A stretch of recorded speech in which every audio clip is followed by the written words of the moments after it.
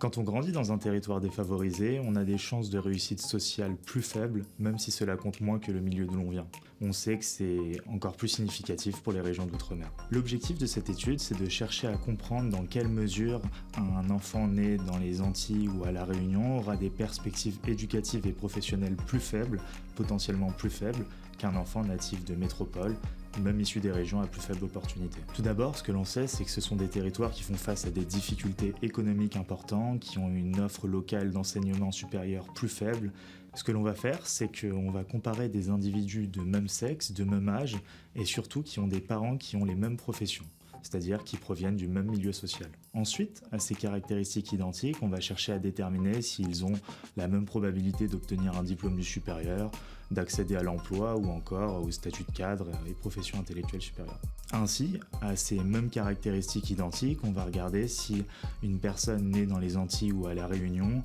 a la même probabilité d'obtenir par exemple un diplôme du supérieur ou d'être en emploi qu'une personne native de métropole, que cela soit en population générale ou de ces régions à plus faible opportunité comme le Nord-Pas-de-Calais ou la Corse. Ce que l'on sait des études sur la métropole, c'est que les individus mobiles, c'est-à-dire qui ne résident pas dans leur territoire d'origine à l'âge adulte,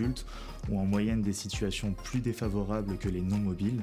notamment car ils ont un niveau de diplôme plus élevé, car il y a une corrélation entre niveau d'études et mobilité interrégionale. Ce que l'on observe, c'est que justement, ceux qui sont restés à l'âge adulte en Outre-mer, ils ont des situations bien plus défavorables, et on l'observe pour deux raisons. La première, c'est ce qu'on pourrait appeler un effet de sélection, c'est-à-dire que les personnes nées dans les Antilles ou à La Réunion qui sont parties en métropole